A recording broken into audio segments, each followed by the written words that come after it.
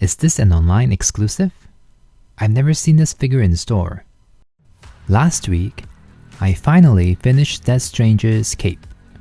It took a year, sort of. It turned out really awesome. One of my coolest customs. Check it out if you're interested. Today, I'm going to be working on Gladiator Hulk. I was looking for Amazon deals and I found this. I believe this was originally a Build-A-Figure as well. I wasn't really collecting Marvel Legends then, so I never got it. I was hesitating to get this one because the promotional images look underwhelming. But I have to say, this figure looks way better than how he looks in the photos. I actually really enjoyed the unboxing experience. Cause you know, these windowless boxes can be a letdown sometimes. Let's deconstruct this figure.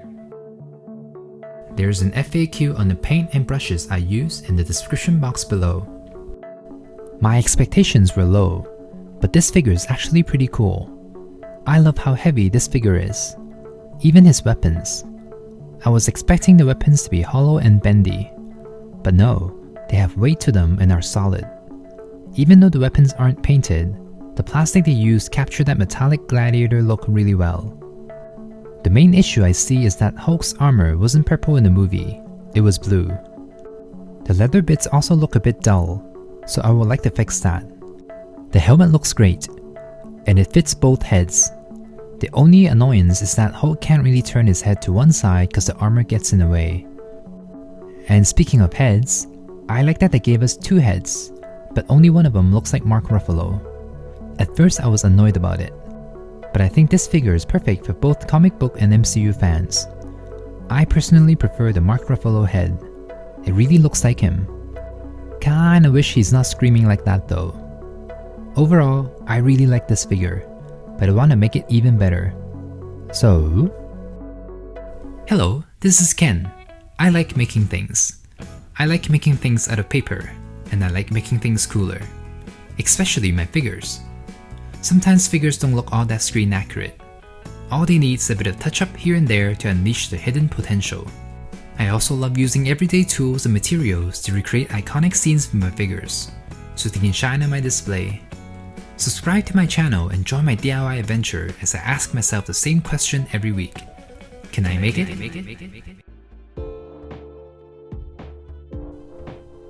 Let's start with the leather. The brown they use is a bit too dull in my opinion, so I'm going to brighten it up with a warmer brown. I'm not going to overblend it too much.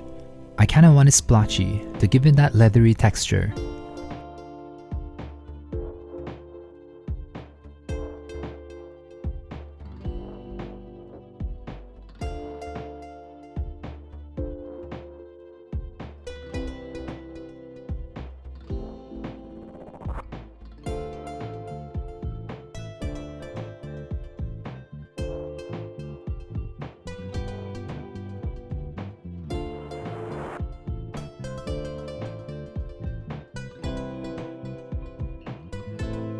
Look, it's much brighter already.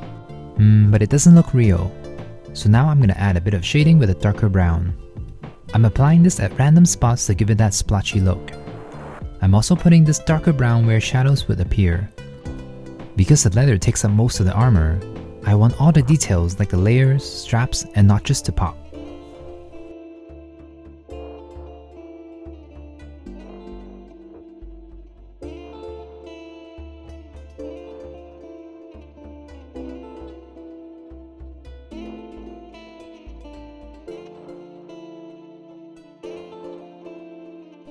Okay, I'm not satisfied. Let me do a quick wash of black to further deepen the shadows.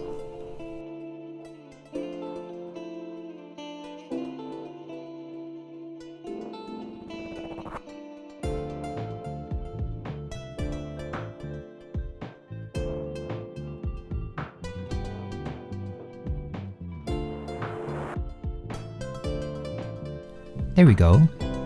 Now to give it that leathery shine, I'm going to apply a coat of matte varnish over the leather. Even though it claims to be matte, I find that this varnish still dries with a rubbery sheen, which is perfect for the leather texture. This will also add a layer of protection against minor paint rub. Done! The leather looks really good. It almost looks like real leather. Now I just have to paint over the purple and change it to blue. It's been quite a few years since the movie came out. I wonder why they still went with the purple. It's not like they had to change the mold.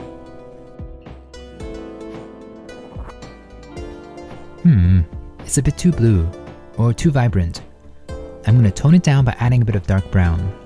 This will make the blue look a bit dirtier, like it's been worn for quite a while. He's the Gladiator Hulk. He's constantly smashing other contestants, so his armor shouldn't look brand new. The same goes for the metallic pieces. I'm gonna dull it down a bit with the dark brown as well. I really enjoy painting leather or metal pieces on these figures. They're quite hard to mess up in my opinion, because the paint application doesn't need to be super crisp or clean. I can be a bit messy, and it'll just make the metal and leather look more aged and realistic. I just have to make sure I add a bit of shine to the metal to give it that luster. I'm mostly focusing on the edges of the armor plates. This will give them that straight, worn out look.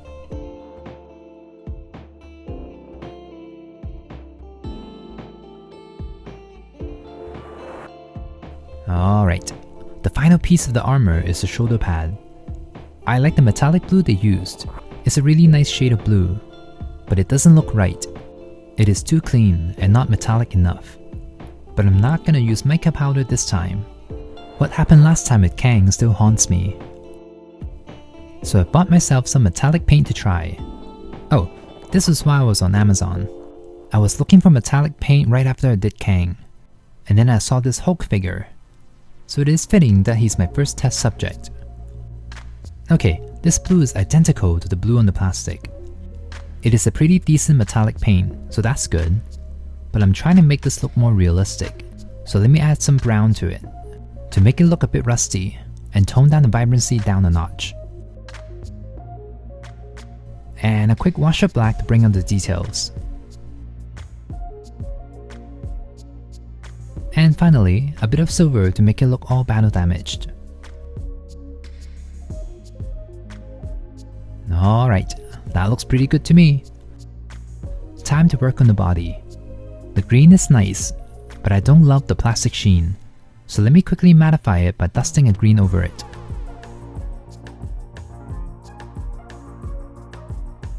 Now it's time to emphasize the muscle definition. I'm using brown instead of black here because brown is much more natural looking, and it's not as harsh as well. I can always build out the brown and make it deeper, whereas if I use black, I have to be careful not to overdo it. It is much easier to build up the intensity of a color than toning down the color black. If you're going for a dramatic look, then black would probably be the better option. The brown isn't deep enough. Let me add a bit of blue. Blue may seem like an odd color choice, but it makes sense in my head. The blue will cool down the brown even more and deepen the color, and blue is right next to the green on the color spectrum. It will give the green a bit more of this airbrushed look. Now the body looks a bit too dry. Hulk often looks sweaty, so I'm going to use this fraying brush and dab a bit of glossy varnish all over the body, so it looks like Hulk is sweaty and gross. I'm not going to do any brushing motion. I want droplets of varnish on the figure, so it looks like sweat is rolling down his body. On to the weapons. I don't know what you call this metallic color, but it looks really nice. I'm going to try and keep as much of it as possible. Let me quickly add a bit of dark brown to make it a bit dirtier and like it's rusting at the same time. And a black wash to bring out the details even further.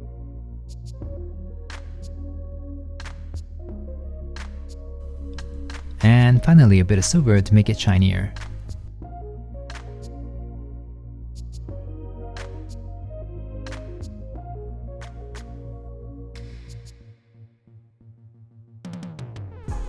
Oh, I almost forgot about the helmet. Let me do the same thing to it. I'm a bit bummed that a part of it is bent, but luckily it isn't that obvious once Hulk puts it on.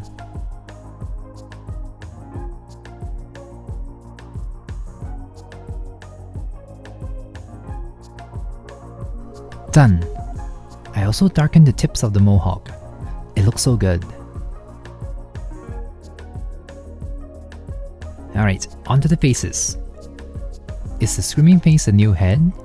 It really looks like Mark Ruffalo, but I wonder why they keep giving him weird expressions. Don't get me wrong, I love this head. It's even better than the Age of Ultron head, but I also don't think they have released a closed-mouth MCU Hulk head. Anyway, I'm just trying to match the face to the body, using brown as my shading color and a bit of blue to add more depth to the skin tone. I also want to add a bit of red to the lips. Not too much. Red and green can easily look very Christmassy. I don't want him to become Santa Hulk. And finally, the hair. I gotta give props to Hasbro. Not only did they give him grey hair, the hairpiece is also matte. In general, I think hair looks better matte on figures. The only thing I want to change here is that I just want the hair to look a bit darker. Can't forget the sweat. And done. The original heads are pretty good to begin with, but they are a little too jolly green for me. I prefer a duller green on the MCU Hulk.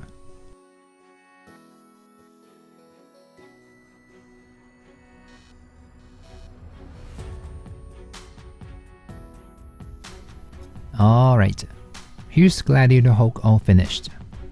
I personally think the colors look more realistic or believable now. The original figure looks quite 2D in comparison. That would work for comic-based characters, but I'm going for the live-action look, so this duller green works for me. I love how the armor turned out. That said, I do think the sandals or boots could be a shade or two darker, but as a whole, I think I did a pretty good job. The blue metallic paint was pretty good. I was worried that it would be too sheer or not metallic enough. The kit came with other metallic colors as well. I can't wait to try them out. I'm not going back to mica powder anytime soon. I'm still not loving the frowning face. I thought about trying to make it look more like Mark Ruffalo, but the sculpt is clearly not based on him, so I don't think I'll be using this head in my display. That said, I can see why they're re-releasing this figure. This is both a good toy and a good figure, and I think both comic book and MCU fans will be happy with this figure. I thought the armor would restrict his range of motion, but it's actually not that bad. His legs can still spread out to a certain degree, and the poses still look quite natural, much better than Age of Ultron Hulk. And he just looks so cool with the weapons. I'm glad I picked this up. If you're a fan of Thor Ragnarok and haven't gotten this figure already, you should consider it. Too bad Hulk wasn't in this armor for that long.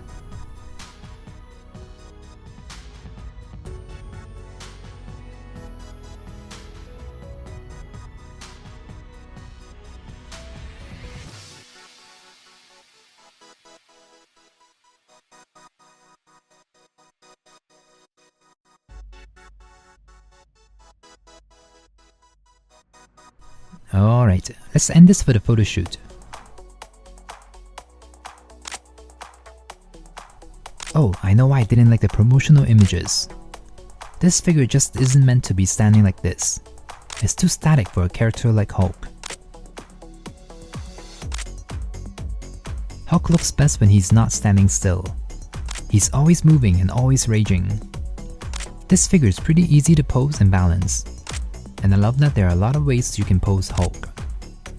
A calmer kind of Hulk, or an angry ready to smash everything kind of Hulk. With a helmet or without. With one weapon or both.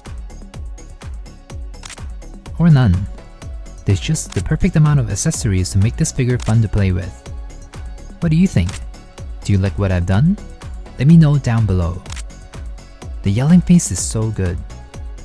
I love that instead of printing the teeth, they went with the print tech instead. There's a subtle printed gradient effect on them, making them look much more natural than painted teeth. This figure makes me really excited for a Ragnarok display. Like Gladiator, Thor has been waiting for a display forever. Should I make a Ragnarok display? I feel like I should. I was hoping that they would release the regular Hulk so I can do the Revengers. But this figure will work for a Ragnarok display in my opinion. Alright, I hope you enjoyed today's video. Give it a like and subscribe to see more content like this. And as always, stay inspired and I'll see you next week.